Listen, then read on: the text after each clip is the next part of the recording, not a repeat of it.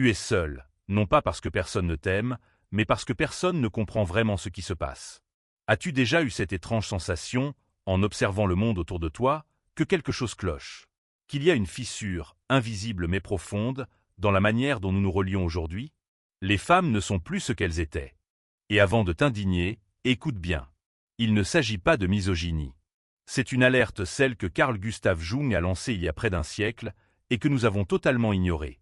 Le choix est devenu mince. Tu le ressens à chaque fois que tu engages une conversation, à chaque tentative de connexion. Et cela ne concerne pas uniquement les relations amoureuses. Cela touche aussi le travail, la famille, la vie quotidienne. Quelque chose est cassé. Une dissonance émotionnelle. Et Jung, avec sa précision d'esprit, l'avait déjà anticipé. Il ne parlait pas de Tinder, ni de féminisme radical ou de réseaux sociaux, mais de l'âme, de l'animus, de la perte de sens. Et c'est précisément ce que nous observons aujourd'hui. Des femmes piégées dans une illusion de pouvoir qui ne renforce personne. Des hommes déconnectés de leur énergie masculine, émotionnellement inhibés, dressés pour plaire. Jung appelait cela un déséquilibre archétypal. Lorsque les polarités cessent de s'attirer et commencent à rivaliser, le chaos s'installe. De nos jours, les relations ne sont plus des lieux de communion, mais des champs de bataille où personne ne veut céder, mais où tous veulent triompher. Triompher de quoi? De la solitude, de l'angoisse, du vide. Carl Jung était un chirurgien de l'inconscient. Il savait que l'âme humaine dépasse les comportements de surface. Il affirmait que lorsqu'une femme réprime son essence féminine, elle se masculinise de la pire des manières. Et lorsqu'un homme renie son énergie vitale, il devient l'ombre de lui-même. On le voit partout, chaque jour. Le problème n'est pas que les femmes soient autonomes. Le problème, c'est qu'elles confondent autonomie et rejet de l'autre. Elles ont fait du refus un emblème. Elles ne cherchent plus l'amour. Elles veulent la validation. Et non pas celle d'un homme, mais celle d'un marché, d'un algorithme, d'un public invisible qui acclame leur ego à chaque photo retouchée publiée. Et tu le sais. Tu as parlé avec des femmes qui n'écoutent pas, qui attendent simplement leur tour pour parler, qui te jugent, t'analysent, te rangent dans des cases avant même de te connaître. Tu sais pourquoi? Parce qu'elles ne voient plus des êtres humains. Elles perçoivent des menaces ou des opportunités. Jung prévenait, quand l'âme féminine se désintègre, la femme perd sa capacité à aimer. Et aimer, c'est se donner. Mais pour se donner, il faut d'abord exister. Alors que se passe-t-il quand on ne s'est jamais vraiment construit? Quand l'identité repose sur la quête d'approbation, sur ce que pensent les autres ou pire, contre cela. Quand toute la force est dans la résistance, mais jamais dans la création. Carl Jung parlait de l'ombre, cette part obscure de soi que l'on enfouit, par peur ou par honte. Aujourd'hui, l'ombre féminine est remontée à la surface non pas pour être intégrée, mais pour dominer. Des femmes blessées qui, au lieu de guérir, ont choisi de détruire. Le problème n'est pas une question de quantité, mais de qualité.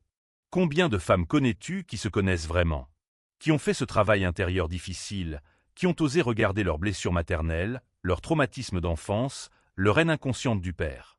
Jung disait que ce qui n'est pas rendu conscient se manifeste sous forme de destin. Et c'est bien ce que nous constatons. Des destins brisés, des relations avortées, des êtres qui se croisent sans jamais vraiment se rencontrer. Et voici la partie la plus difficile. Tu fais aussi partie du problème. Tu te es soumis. Tu as baissé la tête. Tu as appris à taire tes pensées pour ne froisser personne. Tu as accepté des relations médiocres par peur de la solitude. Tu as renié ta vérité pour t'adapter. Sais-tu ce que cela inflige à ton esprit? Cela te fragmente. Cela te lacère de l'intérieur. Jung dirait, tu t'es trahi, toi-même, ton noyau profond. Et ce noyau-là, il ne pardonne pas. La femme d'aujourd'hui, dans bien des cas, ne recherche plus la connexion. Elle cherche à contrôler. Elle veut le pouvoir, mais ignore comment s'en servir. Elle dit vouloir un homme fort, mais exige qu'il se soumette. Elle revendique l'indépendance, tout en souhaitant être prise en charge. Elle incarne une contradiction vivante.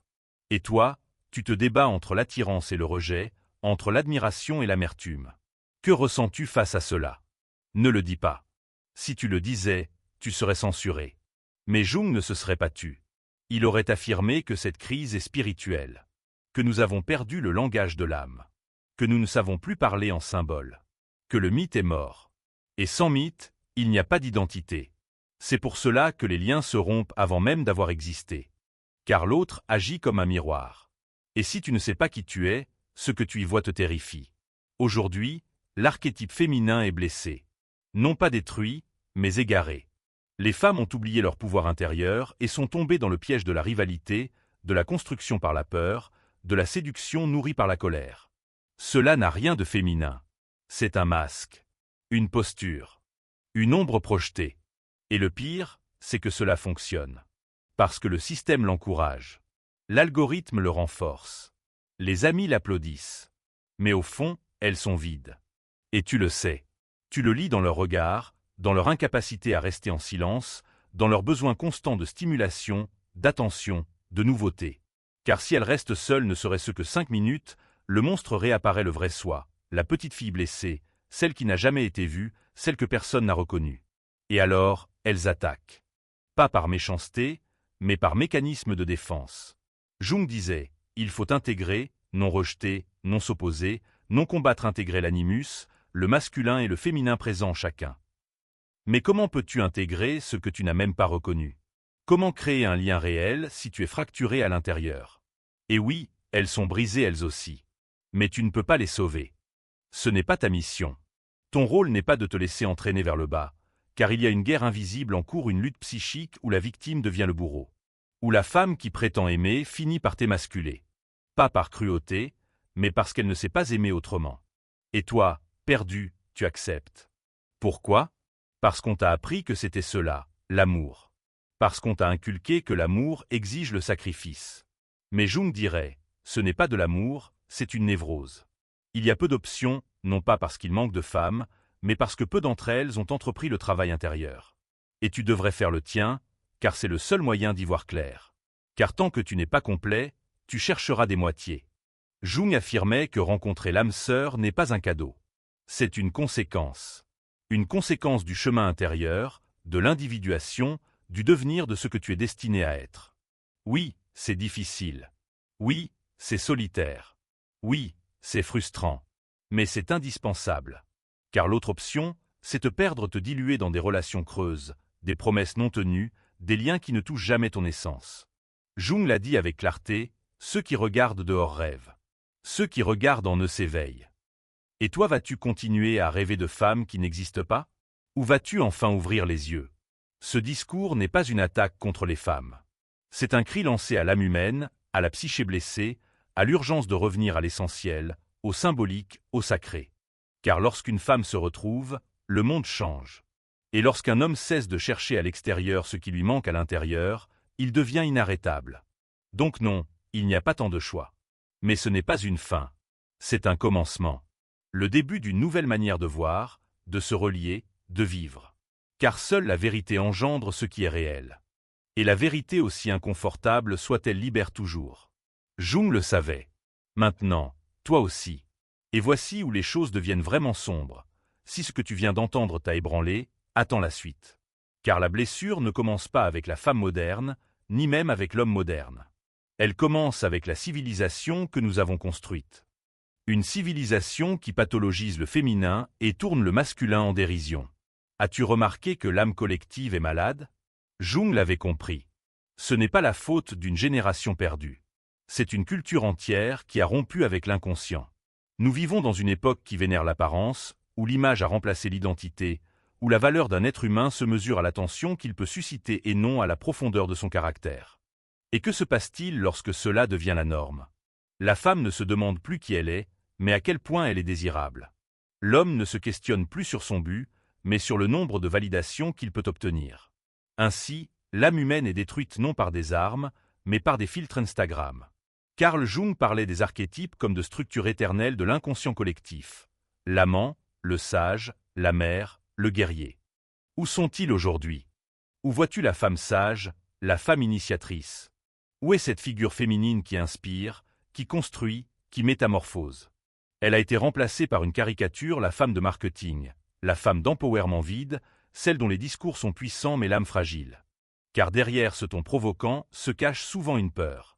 La peur d'être vue dans sa vérité. La peur de ne pas suffire. La peur de ne pas être choisie si elle ne reproduit pas un modèle qui semblait fonctionner. Mais cela ne fonctionne pas. Et tu le sais, parce que tu l'as vécu. Tu es sorti avec des femmes qui, selon les critères sociaux, avaient tout, succès, autonomie, audience, visibilité. Et pourtant, tu t'es senti seul à leur côté. Pourquoi? Parce qu'elles n'étaient pas là. Elles projetaient. Elles jouaient un rôle. Elles étaient prisonnières d'un masque. Jung dirait, elles étaient possédées par un complexe. Et quand un complexe prend le dessus, tu n'es plus toi. Tu deviens une façade, une fiction. Et voici le retournement le plus troublant. Beaucoup de ces femmes ne sont pas coupables. Elles sont victimes d'un système qui ne leur a jamais appris à habiter leur intériorité, mais à se mettre en vitrine. À rivaliser dans une guerre d'images, à se couper de leur corps pour se conformer. À refouler leur sensibilité pour être prises au sérieux. À voir les hommes non comme des partenaires, mais comme des rivaux. Et cette guerre n'apporte aucune victoire. Elle se subit à peine. Tu veux une vérité encore plus inconfortable? Beaucoup de ces femmes n'ont jamais connu une véritable intimité. Non parce qu'elles n'ont pas été avec des hommes, mais parce qu'elles n'ont jamais su lâcher prise. Et sans vulnérabilité, il ne peut y avoir de rencontre. Seulement un échange, une transaction. Il y a du jeu, de la manipulation. Mais il n'y a pas d'âme. Jung disait, l'âme n'entre en relation que lorsque nous faisons tomber nos défenses. Et aujourd'hui, presque plus personne ne baisse la garde. Chacun est émotionnellement armé jusqu'aux dents. Et il ne s'agit pas de revenir à un ancien modèle. Il ne s'agit pas de dire que la femme doit être soumise ou que l'homme doit dominer. Ce serait réduire une réalité complexe à une caricature. Ce que Jung propose est bien plus profond, l'intégration, l'équilibre, le retour au symbole, la reconquête de l'âme. La reconnaissance que les deux pôles, le masculin et le féminin, sont blessés, et qu'ils ne peuvent guérir qu'en se reconnaissant mutuellement. Mais cela devient presque impossible dans une culture qui a transformé la guerre des sexes en divertissement. Films, séries, romans, tout est conçu pour diviser. Pour ridiculiser les hommes, caricaturer les femmes, vendre un conflit qui ne profite à personne, sauf à ceux qui s'enrichissent dans la confusion. Et toi, où te situes-tu là-dedans? Car la majorité reste endormie. Ils continuent de jouer le jeu, de répéter des slogans qu'ils ne comprennent pas, de critiquer l'autre genre sans jamais regarder leurs propres blessures. Mais toi, tu es là. Tu écoutes. Tu te questions. Tu doutes. Et c'est un bon début. Car seul celui qui doute peut s'éveiller. T'es-tu déjà demandé ce que cela signifie aujourd'hui d'être une femme, au-delà des discours féministes ou conservateurs? D'être femme sans avoir à le revendiquer, sans étiquette, sans mise en scène, juste être. Et qu'est-ce qu'être un homme, au-delà de la force, de l'argent, de la reconnaissance? Jung dirait, être un homme, c'est incarner le logo, l'ordre créatif. Être une femme, c'est incarner l'héros, l'énergie du lien. Les deux sont essentiels. Les deux sont sacrés. Les deux sont blessés. Et voici le paradoxe ultime. Seul l'homme ayant réconcilié sa part féminine peut réellement aimer. Et seule la femme ayant intégré son masculin intérieur peut maintenir un lien sans le détruire. Mais cela ne s'enseigne pas. Ce n'est pas dans les écoles. Ce n'est pas dans les discours. Cela se découvre dans le silence, l'introspection, le travail de l'ombre. Et ça, presque personne ne veut s'y confronter. C'est pourquoi le choix est si restreint. Parce que beaucoup ont préféré devenir des masques. Parce que le chemin vers soi est trop douloureux, trop lent, trop vrai. Mais toi, tu n'es pas ici pour la facilité.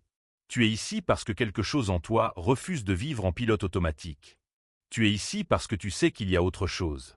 Quelque chose qui n'est ni sur un écran, ni dans les apparences, ni dans les discours. C'est en toi. Et toi seul peux aller le chercher. Jung écrivait, « Ta vision deviendra claire seulement quand tu regarderas dans ton cœur. Celui qui regarde à l'extérieur rêve. Celui qui regarde en lui s'éveille. Alors réveille-toi. Ce qui t'attend ne sera pas simple, mais ce sera authentique. Et si tu es encore là à lire ces lignes, ce n'est pas un hasard. C'est que quelque chose en toi en a assez du mensonge. Quelque chose en toi est en train de se briser pour laisser place à la vérité. Et n'aie pas peur. C'est une bonne chose. Car seul ce qui se brise peut être reconstruit en pleine conscience. Peut-être que cette vidéo ne t'apportera pas de réponse, mais elle t'a placé face au miroir. Et c'est bien plus que ce que la plupart osent faire dans toute une vie. Car se regarder en face, ça fait mal. Mais il y a quelque chose que je ne t'ai pas encore dit, et c'est le plus essentiel. La solution ne se trouve pas à l'extérieur, ni dans le fait de changer les femmes, ni dans l'effort de modifier ta personnalité pour plaire, ni dans le rejet du féminin pour ce qu'il t'a fait ressentir. La réponse est en toi, en ton centre, dans cet éveil d'un feu intérieur qui ne dépend ni du regard des autres, ni de leur compréhension, ni de leur acceptation. Un feu qui ne rivalise pas, qui ne mendie pas, qui ne joue pas un rôle. Il brûle. Et quand tu brûles de là, il ne te faut rien d'autre que ta vérité. N'attends pas du monde qu'il t'offre ce que tu n'as pas su te donner. N'attends pas des femmes qu'elles t'apportent ce qu'elles n'ont jamais découvert en elles-mêmes. Tu es la porte.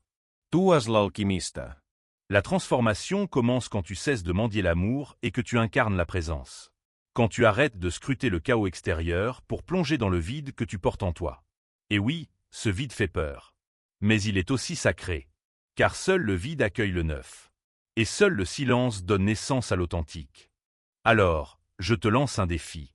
Ne quitte pas cette vidéo sans te poser cette question brutale. Quelle part de toi laisses-tu mourir chaque fois que tu t'adaptes au vacarme du monde? Écris-la. Note-la.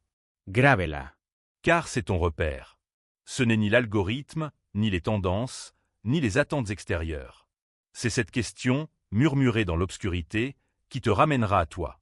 Oui, cette fois, c'est la fin. Et si ce message a réveillé en toi quelque chose, une gêne peut-être, mais aussi une vérité profonde, alors abonne-toi. Pas pour faire grimper un compteur. Abonne-toi parce que tu en as assez du superficiel, du prévisible, du confortable. Cet espace n'est pas pour tout le monde. Il est pour ceux qui veulent penser par eux-mêmes. Pour ceux qui préfèrent l'inconfort de la vérité à la facilité du mensonge. Et si tu veux laisser une trace, commente cette phrase. L'âme ne ment pas.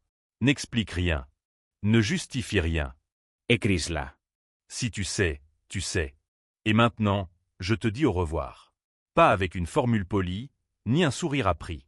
Je te quitte avec une vérité dérangeante. Le silence qui t'envahit après cette vidéo n'est pas du vide. C'est ton âme qui se réveille. Et ça, mon ami, ça n'a pas de retour en arrière.